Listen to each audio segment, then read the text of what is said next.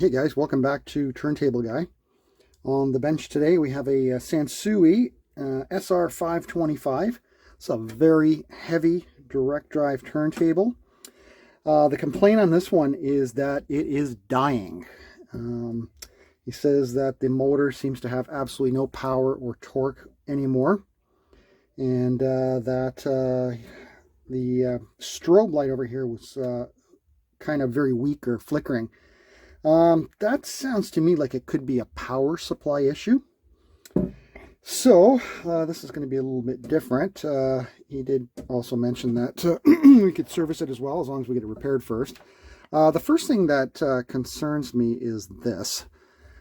This is obviously not a standard power cord for this type of equipment. I mean, it'll work, but and the ground, doesn't matter because it's probably not attached. So we'll check to see if we've got, a solid connection in here, first of all, because you never know what people do when they put on electrical plugs and stuff like that, right? So we'll have a peek at that, and then we're going to have to turn it over and have a look at the power supply and motor. But I am going to plug it in first, just to see what it's doing. Hopefully this thing's been wired correctly and it doesn't spark or anything. No, it seems okay. And let's get this off.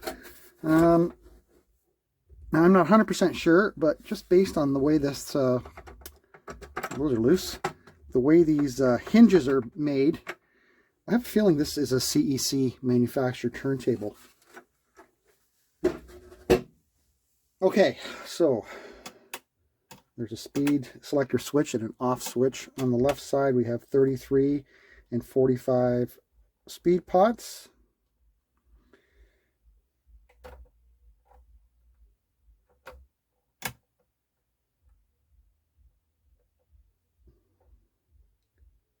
I'm not getting anything.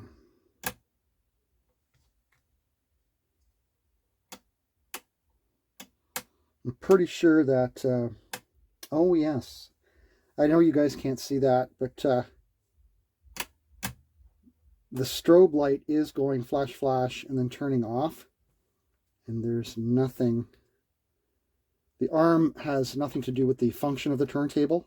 This is a fully manual turntable, so there's no switch that turns on the motor. It's turned on by this switch here. So we got nothing. But the fact that this is flickering means that there must be, there it is. You can just, I know it's hard to see, I've got the overhead lights hidden, but they're just kind of flickering on and off a little bit. So we're going to have to get in a little deeper. Let's check this plug first. Let's unplug it and see what we've got here, just to make sure that it's wired correctly. We've got good wire to plug contact first before we do anything else, because I would love for it to be simple as this, but I have a feeling it's probably not.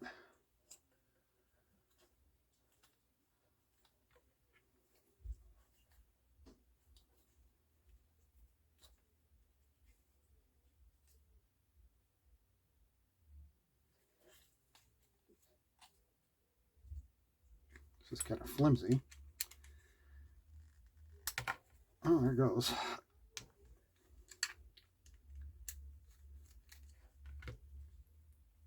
Well, there's plenty of copper here.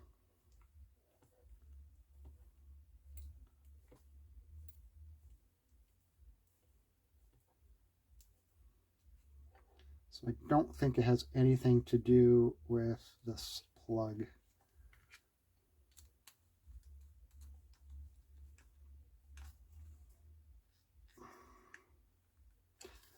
But we'll check it anyways.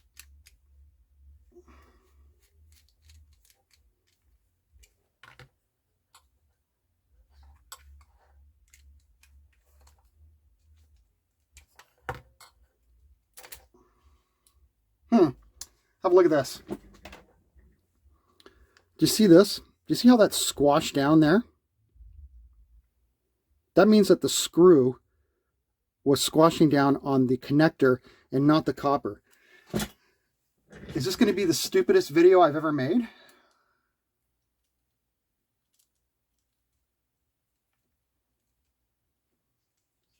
Or the easiest repair ever?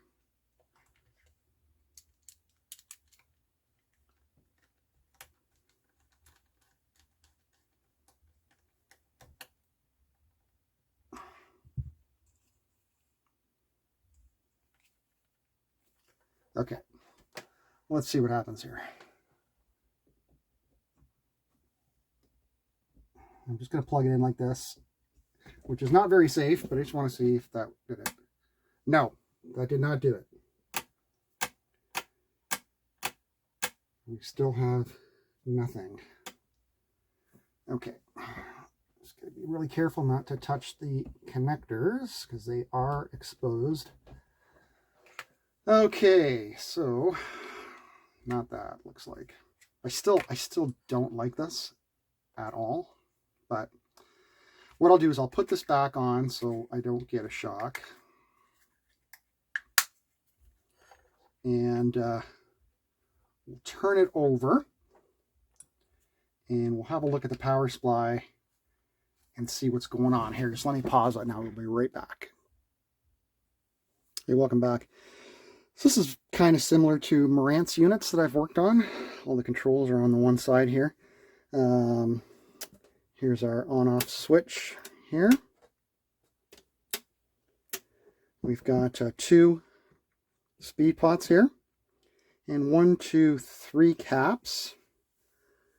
We're going to check fuses and we're going to check to see if we have 120 volts coming in. Our transformer there. So I'm going to plug it back in and just see if we got 120 volts on our 2 wires that are coming in here, our 2 AC wires. So let's plug it back in.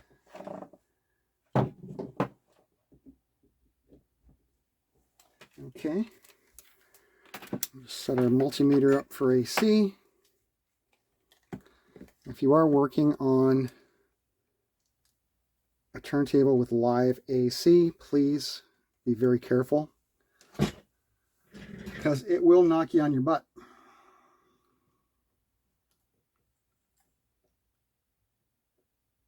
And as you can see there, 122 volts. So we do have proper voltage and that plug is working, okay? So that's good. So the next thing we're going to want to do is unplug it and we're going to check these fuses.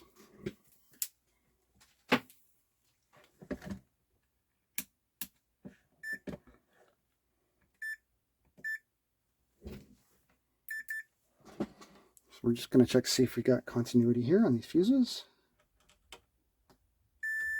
That one's good. And that one is good. Okay.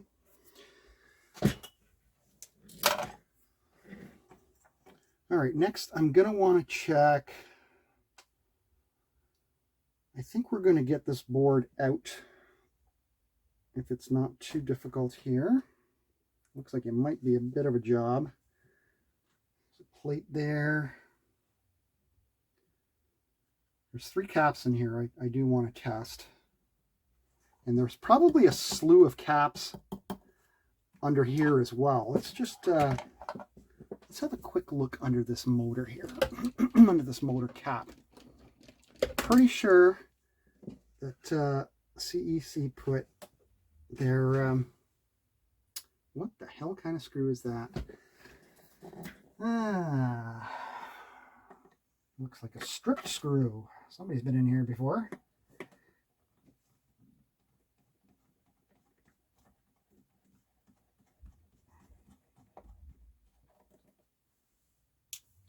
What are you looking at here? Oh, there's one missing, and this one's stripped. Great.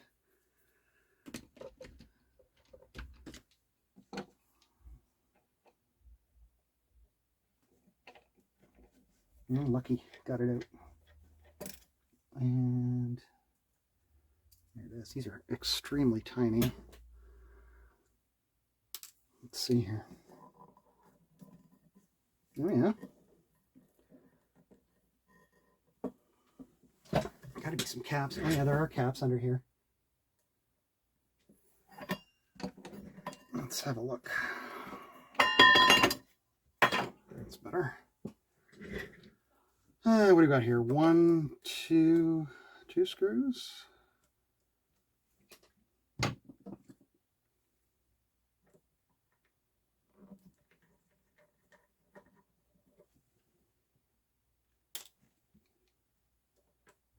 No, 3 screws.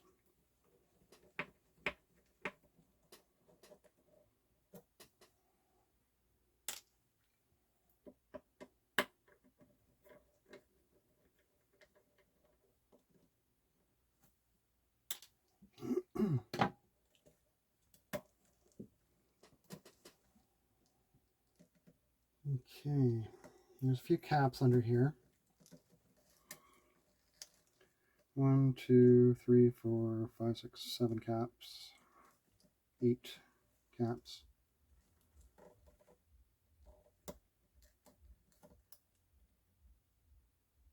Okay, let's just leave that for now. I'm more interested in the power supply right now just because of that flashing neon light. We also have a micro switch here which controls the on-off, and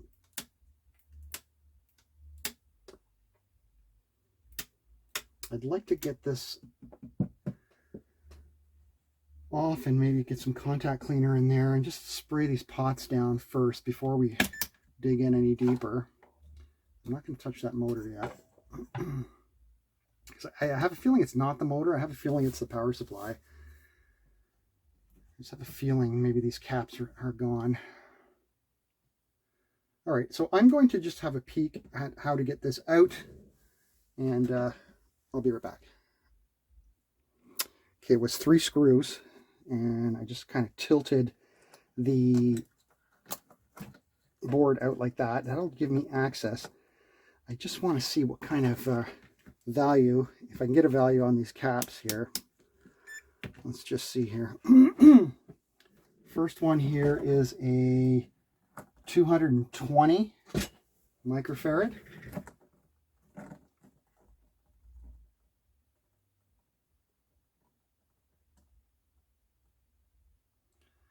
Coming in at 240.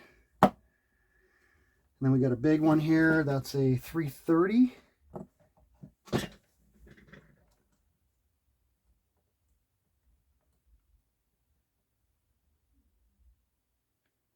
$358. And oh, this little black one here, which is a, I can't read it.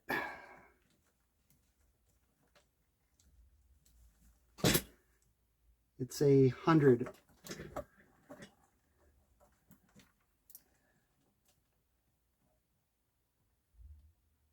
And we got 217. Well, sometimes if they're in circuit, you will get some weird values occasionally. But I've got a lot of caps in stock. I'm just gonna let's give this a little shot while we're here.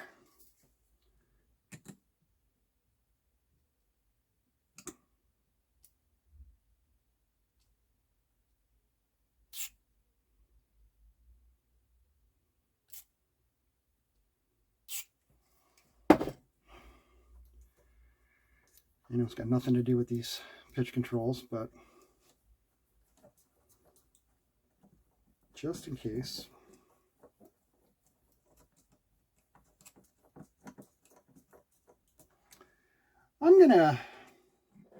I usually don't like, I like to measure capacitors out, and I can't get an ESR rating on my multimeter. I need my circuit, or not circuit tester, but my component tester to do that. So I'm going to pull these 3 caps, and I'll be back, and then we'll measure them and see how good or bad they are. Okay, here's the first cap I pulled. It's a 100 microfarad at 25 volt.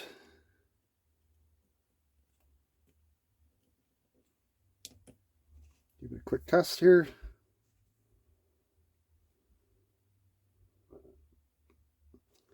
It's 108 microfarad and the ESR is nice and low.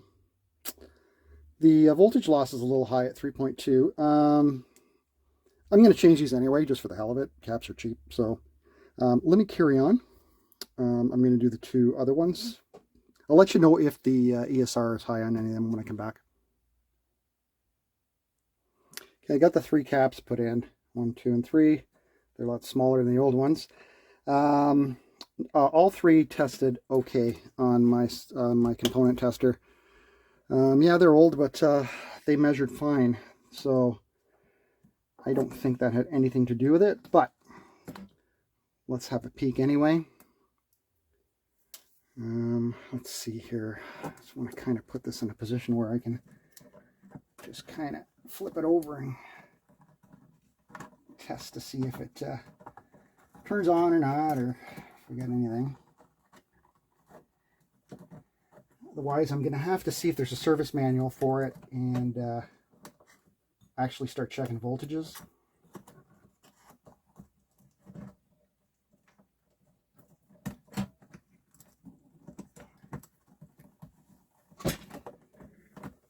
This is a real pain in the butt to work with. Okay. All right, something like that. We'll just kind of put it back on its feet.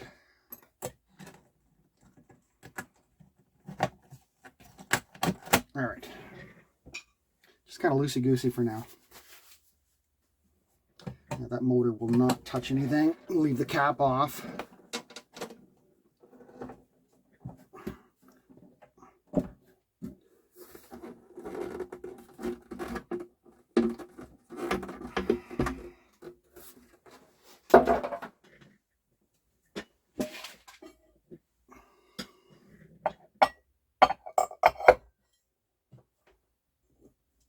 Okay.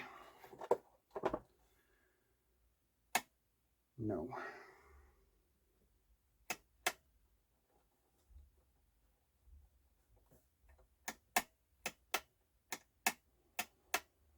Yeah, I'm going to have to get a service manual because I need to see what kind of voltages are expected. There is a transistor on the board there, a voltage regulator that I want to measure some voltages on. So let me see if there's a service manual even available for this thing, and I shall return. Hey guys, welcome back. I've taken upon myself to recap this motor board. There was about 8 caps on there. So I pulled those off, and what I'm going to do is just give it a quick test to see if that's improved it at all. You know, I've played with that power supply, I've checked the voltages, everything's okay on there. I can't see any problems. So the only other electronics on this table are this motor board. Also, I've noticed that this variable resistor has been changed. This is original. So I'm just wondering if this one's faulty as well, if someone's gone ahead and changed that one. And I don't think that these capacitors that were on the motor board were original.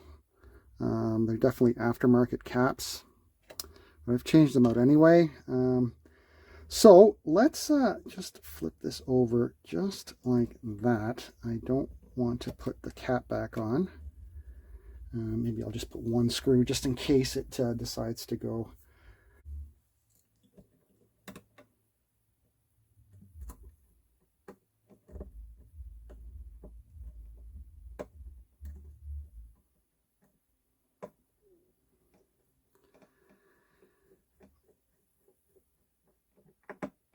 Okay, just to hold it, and just kind of put this back in position for now, and flip it over.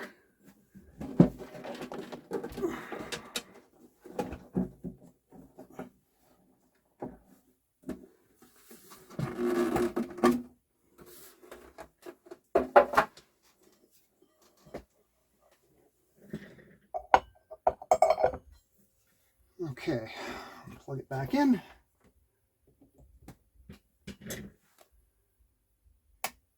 Oh, looks like we got some movement here. have 33? That's the question. We do have 33. Our pitch control is working, but there's not a lot of adjustment. That probably has something to do with those two trim pots on the motor board. So I'm almost all the way to the positive side on the pitch control here, and I'm just holding 33. If I go to 45, I'm slow, even all the way cranked. Okay, so it looks like we have to adjust that motor board, those two trim pots on the motor board. Let me, to do that, I'm going to have to put this up and get underneath it. So I'm going to quickly do that, but it looks like we may have had some bad caps on the motor board here, because as you can see, hopefully you can see that, the light is coming on, our strobe, okay? And we are up to speed. I don't want to say we have great torque. I don't think we have great torque.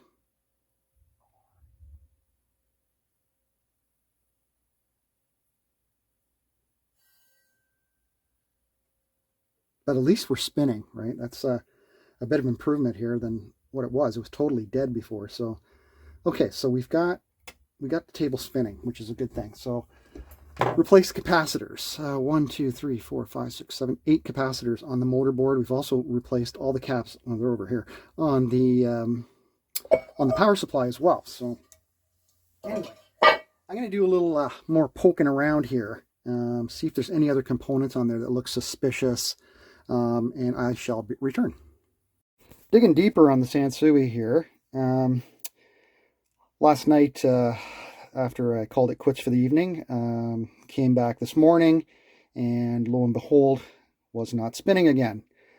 But this time, in a very quiet room, I flicked the power switch on, and when it's in the 33 or 45 position, I heard actual sizzling within the power switch.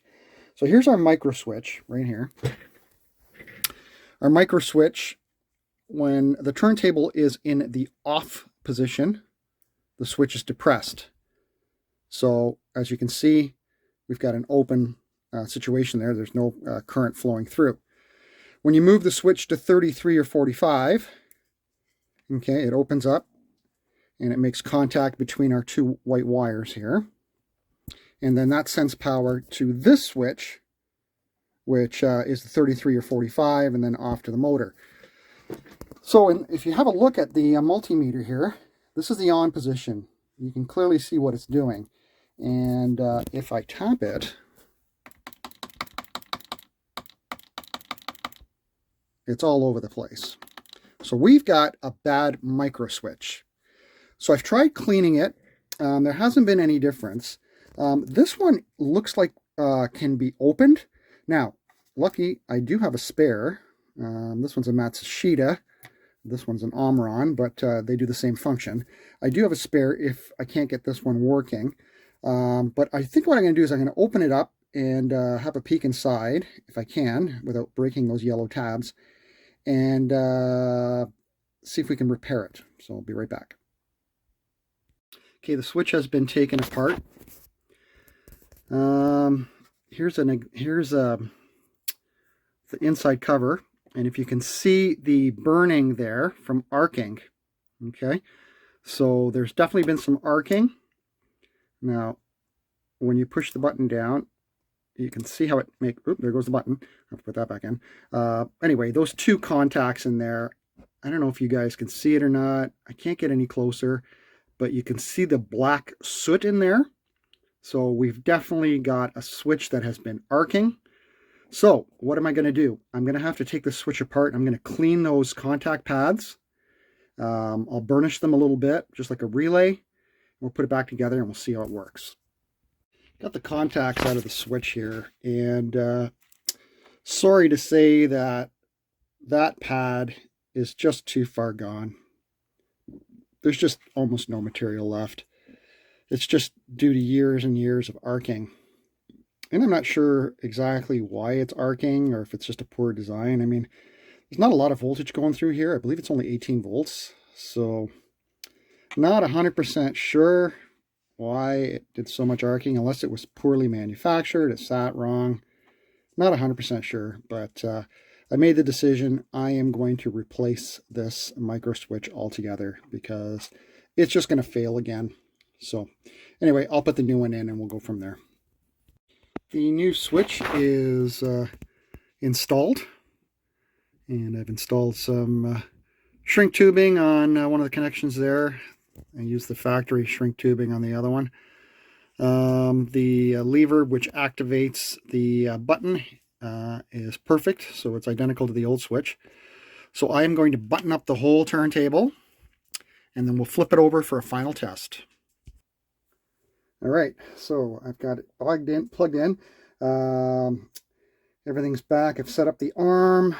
It's got a Ortofon red on it, so it's set up for 1.8 grams. And we don't even need to move the arm to start this one. Are we ready? Here we go.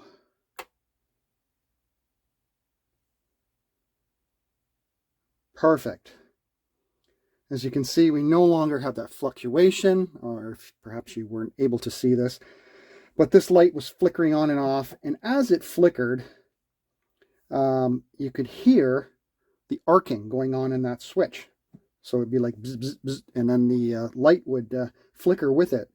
Should have picked up on that earlier, but my ears weren't zoomed in on that. So I did pick it up eventually. So am I upset that I changed the capacitors and the power supply and on the motor board? No, I'm not. You know, it is a 1976 through 1978 deck. So having new electrolytics in there can only be a good thing. So hopefully this motor continues to run for the next 40 or 50 years. I'm just checking our speed. Speed is 100% stable. 45 is stable. So things are perfect here. I really found that a bit of a challenge. Yeah, sometimes the solution is right in front of your face, but you don't catch it right away. Like I said, my school of thought is always check your power supplies first to make sure you have, the proper voltages.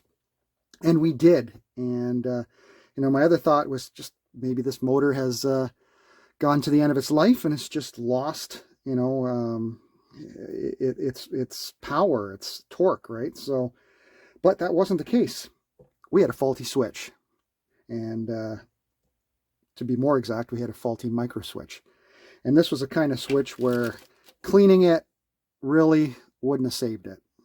So anyway, lesson learned. And another one fixed and out the door. Anyway, guys, that's the end of the Sansui SR-525. I hope you found that interesting.